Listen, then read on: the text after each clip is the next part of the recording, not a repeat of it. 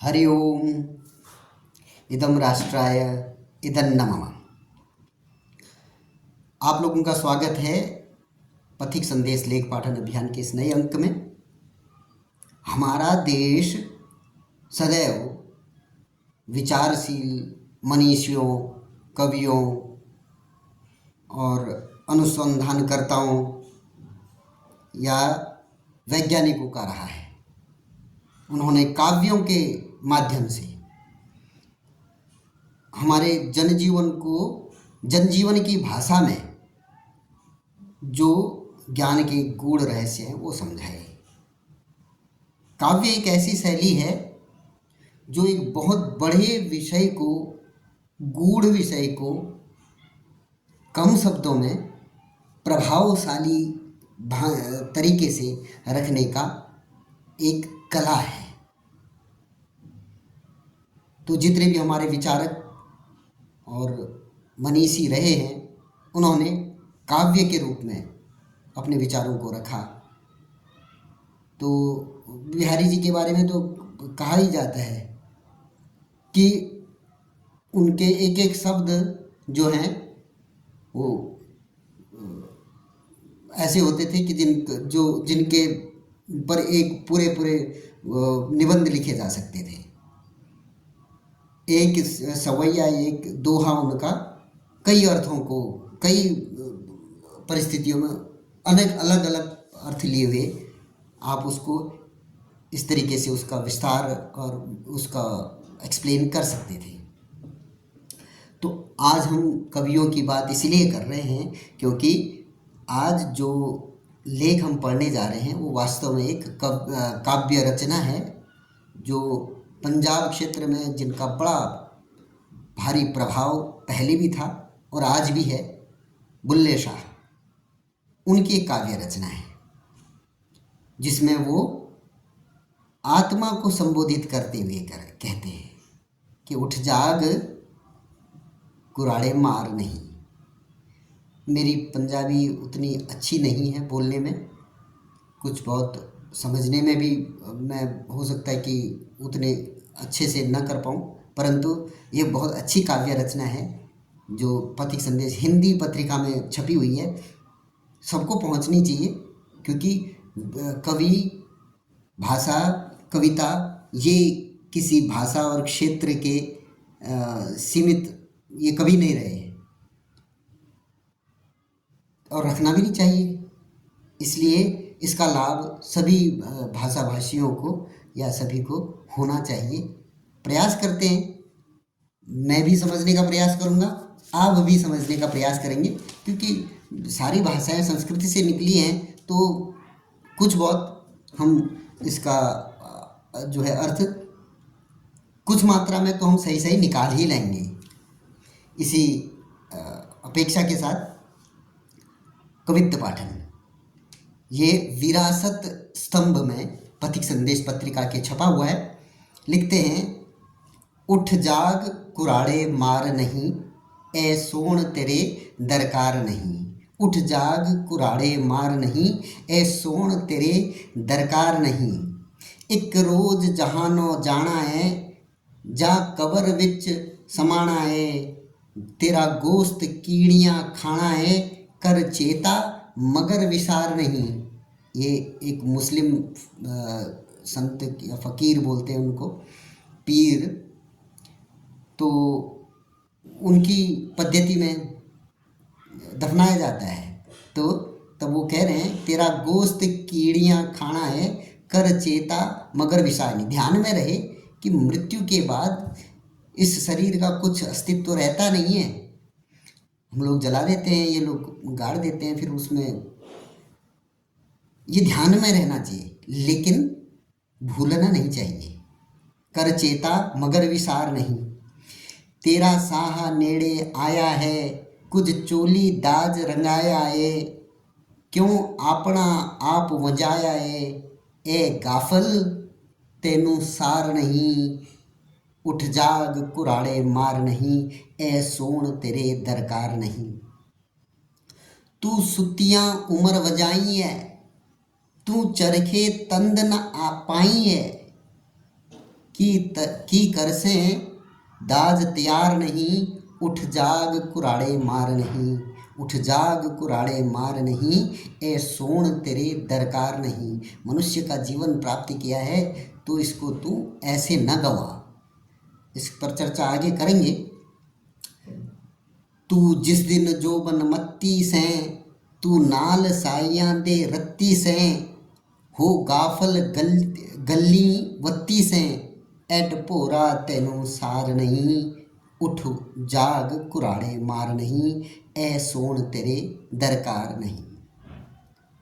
तू मुड्डों बहुत कुचंजिए से, निर्लज्जिया दी निर्लज्जी से, तू खाखा खाने रज्जी से, हुण ताई तेरा बार पार नहीं। उठ जाग कुराड़े मार नहीं, ए सोण तेरे दरकार नहीं। आजकल तेरा मुकलावाएं, क्यों सुत्ती कर कर दावाएं। अग डिठियां नाल मिलावाएं, ए पल के गरम बाजार नहीं। उठ जाग कुराड़े मार नहीं, ए सोण तेरे दरकार नहीं। तू ऐस जहानों जाएंगी, फिर कदम न एथे पाएंगी। ए जोबन रूप वंजाएंगी, ते रहना विच संसार नहीं। उठ जाग कुराड़े मार नहीं। ये संबोधित किसको कर रहे हैं? ये संबोधित कर रहे हैं उस आत्म तत्व को, आत्मा को, कि इस संसार में तेरा नहीं है, इस संसार तो तूने जाना है, तो उसकी तैयारी। ये जैसे अपने सिद्ध संत महात्मा कहते हैं, जो हमारा विचार सनातन विचार है कि जीवन का अंतिम लक्ष्य मोक्ष की प्राप्ति, बार बार आने जाने के इस चक्र से मुक्ति, मोक्ष। तो उसी लाइनों में कुछ ऐसा है। तू ऐस जहानों जाएंगी, फिर कदम ना एथे पाएंगी। ए जोबन रूप वंजाएंगी, ते रहना विच संसार नहीं। उठ जाग कुराड़े मार नहीं, ए सोण तेरे दरकार नहीं। मंजिल तेरी दूर दुराड़ी, तू पौना विचों जंगलवादी। औखा पहुँचण पैर पियादी, दिसदी तू अवसार नहीं। उठ जाग कुराड़े मार नहीं।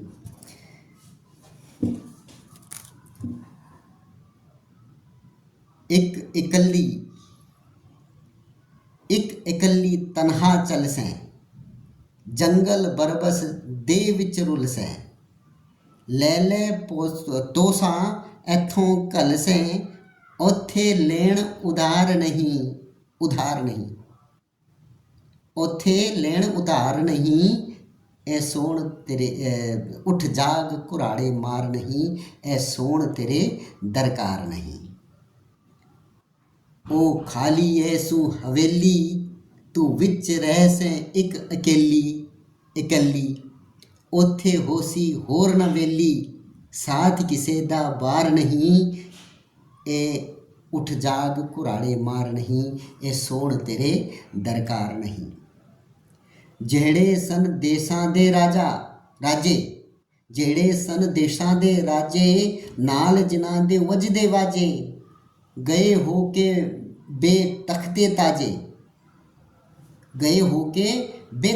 ਤਾਜੇ, ਕੋਈ ਦੁਨੀਆ ਦਾ ਇਤਬਾਰ ਨਹੀਂ। उठ जाग कुराड़े मार नहीं, ए सोण तेरे दरकार नहीं।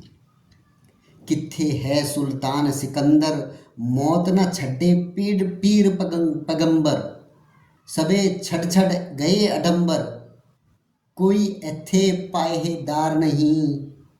ए सोण तेरे दरकार नहीं। उठ जाग कुराड़े मार नहीं।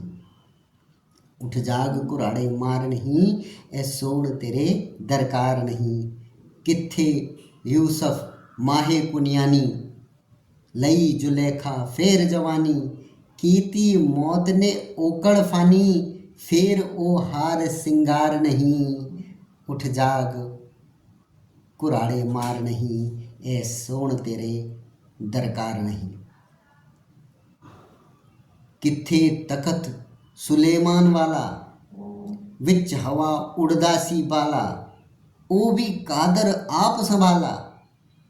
कोई जिंदगी दा एतबार नहीं, उठ जाग कुराड़े मार नहीं, ऐ सोण तेरे दरकार नहीं। किथे मीर मुलक सुल्ताना, सब्बे छड़ छड़ गए टिकाना। कोई मार न बैठे ठाणा, लश्कर दा जिन्हा सुमार नहीं, उठ जाग कुराड़े मार नहीं, ऐ सोण तेरे दरकार नहीं। जो कुछ करसें सो कुछ पासें, नहीं ते ओळख पिछोता सें। सुंजी कूंज वांग कुरला सें, खंभा बाज उडार नहीं, ए सोण तेरे दरकार नहीं। उठ जाग कुराड़े मार नहीं, ए सोण तेरे दरकार नहीं। डेरा करसें ओनी जाई, जिथे शेर पलंग बलाई। खाली रहसण महल सराई, फिर तू विरसेदार नहीं। उठ जाग कुराड़े मार नहीं, ए सोण तेरे दरकार नहीं। बुल्ला सहू बिन कोई नहीं, बुल्ला सहू बिन कोई नहीं। एथों ओथे चौही सराई, संभल संभल के कदम टिकाई। फिर आवण दूजी बार नहीं, उठ जाग कुराड़े मार नहीं, ए सोण तेरे दरकार नहीं। ये बुल्ले शाह एक मुसलमान फ़कीर थे, लेकिन आपने जो अंतिम पंक्ति अगर आप इस पर ध्यान दें तो उन्होंने लिखा है कि बुल्ले सहू बिन कोई नहीं, एथों ओथे चौही सराई। फिर लिखते हैं संभल संभल के कदम टिकाई, फिर आवण दूजी बार नहीं। अर्थात संभल संभल के कदम टिका, क्योंकि दूसरी बार नहीं आना है। अब इस बात से आप जरा विचार कीजिए, जिस संस्कृति जिस की मान्यता वो रखते थे, मुसलमान संत थे, पर उस पंथ में या जो विदेशी मान्यताएं थी उनमें और भारतीय जो दर्शन है, भारतीय मान्यताओं में एक विशेष अंतर है। वो है हम भारतीय पाप पुण्य और पुनर्जन्म को मानते हैं। पाप पुण्य क्यों? क्योंकि पाप पुण्य के आधार पर हमारा जन्म निर्धारित होता है, हम ये मानते हैं। और ये भी मानते हैं कि इस दुनिया में ये अनित्य शरीर अनित्य है, परंतु आत्मा दोबारा दोबारा नए नए रूपों में आते रहती है। यथा शरीराणि विहाय जीर्णा निन्यानि संयाति नवानि देहि। तो हम मानते हैं पुनर्जन्म का सिद्धांत, जबकि ये जो बाहर से आई संस्कृति है वो इस सिद्धांत को नहीं मानती है, पुनर्जन्म का सिद्धांत नहीं मानती है। मैं ये बात इसलिए कर रहा हूँ क्योंकि ये जो अंतिम पंक्ति इन्होंने लिखी है वो इस बात की स्वतः घोषणा कर रही है कि उनका जो मानना था, वो बन तो मुसलमान गए थे, लेकिन उसमें भी उनका जो चिंतन था वो सनातन ही था। कहते हैं कि दूसरी बार नहीं आना, यानी दूसरी बार आते हैं, यानी पुनर्जन्म को मानते हैं। उन्होंने माना, इसका मतलब क्या हुआ? इसका मतलब वो सनातनी जो कोर विचारधारा है उसी का पोषण करते हैं। वही कोर विचारधारा है जो इस संसार में मानवता को स्थापित किए हुए है। और उसके पीछे भी जो कोर मुख्य ध्रुव तत्व है, वो तत्व ये पुनर्जन्म और पाप पुण्य का विश्लेषण और पुनर्जन्म का सिद्धांत है। तो बुल्ले शाह पुनर्जन्म के सिद्धांत को इस हिसाब से मानते हैं। अच्छा, हम कहेंगे चलो पुनर्जन्म के सिद्धांत को हम ये भी तो हो सकता है कि जो अन्य पंथ संप्रदाय है, वो ये कहें कि नहीं जी, ऐसा है कि हम पुनर्जन्म तो मानते ही नहीं है, यानी यहाँ संसार में एक बार आगे दोबारा आना ही नहीं है, वो तो ये कहना चाह रहे हैं। परंतु उससे आगे उन्होंने क्या कहा, सबल सबल के कदम टिकाई, बोलते हैं सबल सबल के कदम टिकाई एथा फिर आवण दूजी बार नहीं।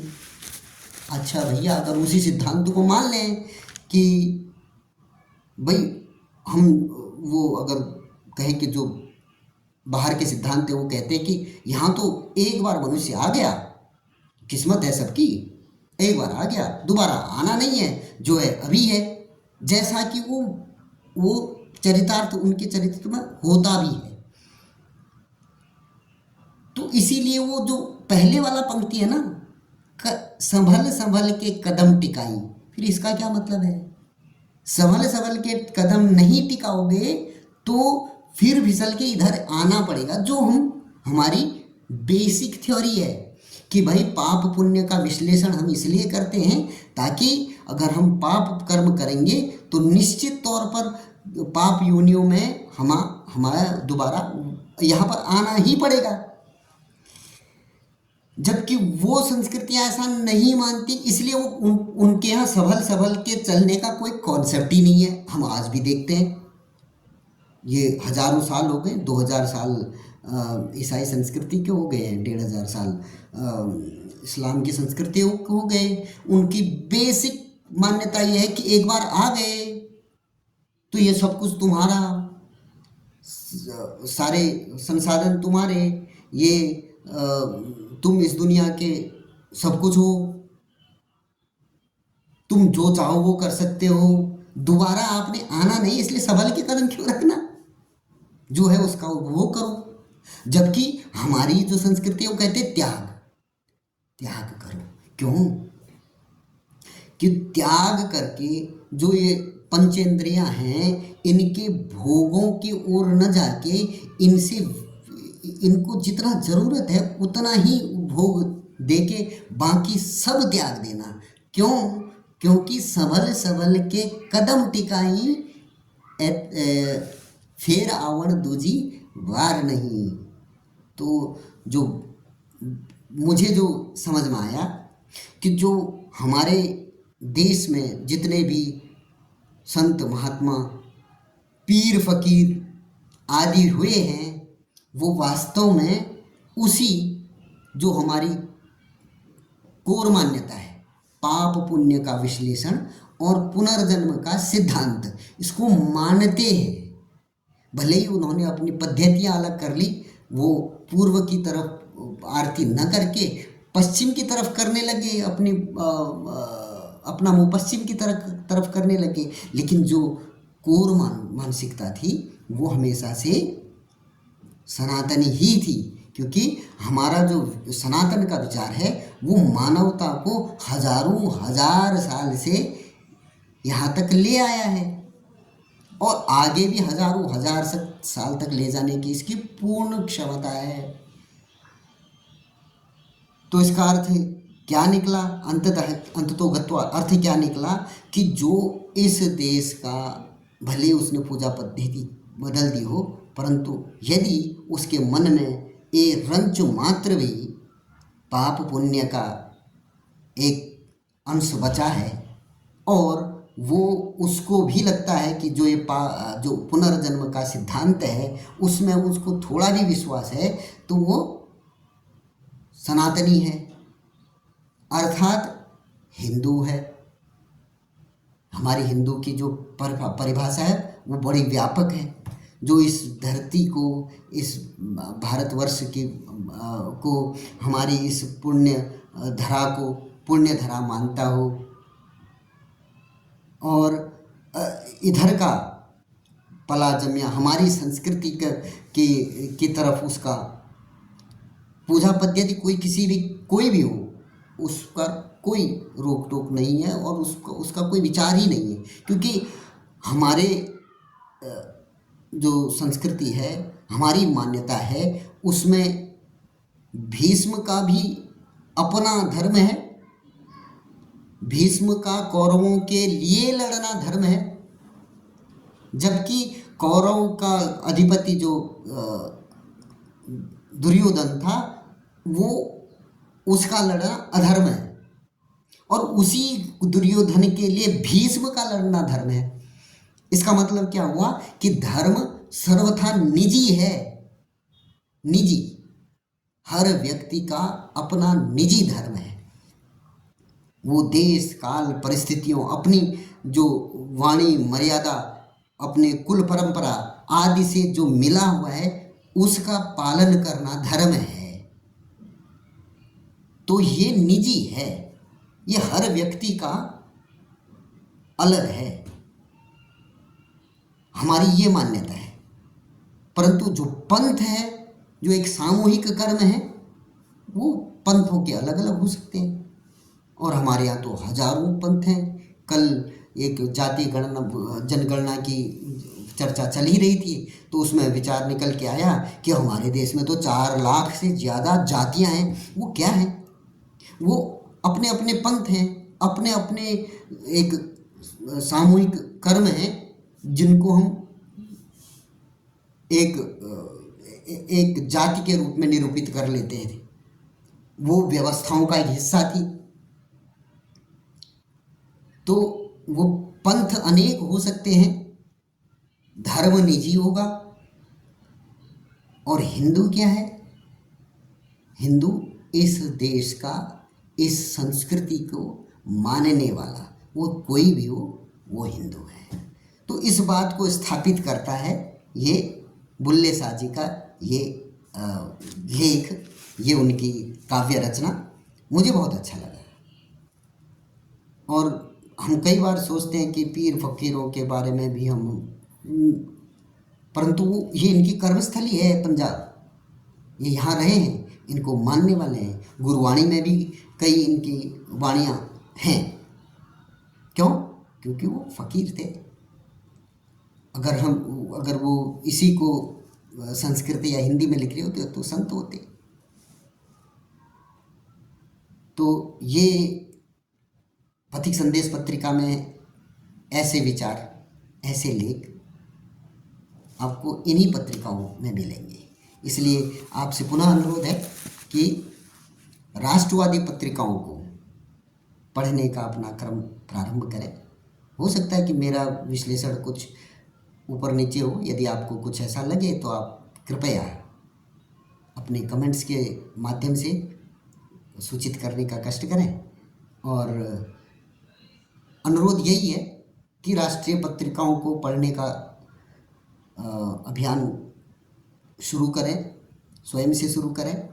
राष्ट्रीय लेखकों की पुस्तकों को पढ़ें, राष्ट्रीय चरित्र को समझने का प्रयास करें। इसमें कोई बुराई नहीं कि अन्य लोगों की पुस्तकें भी पढ़ें, परंतु अपनी जो विचार को पुष्ट करने के लिए जो ऑथेंटिक राष्ट्रवादी पुस्तकें हैं उनको अवश्य पढ़ें, जिनको एक षड्यंत्र के माध्यम से हमारे समाज में नहीं आ जाने दिया गया। ऐसे विचारों को आपने अपनाना है। इसी आग्रह के साथ आज के इस अंक को समाप्त करते हैं। धन्यवाद। जय श्री राम।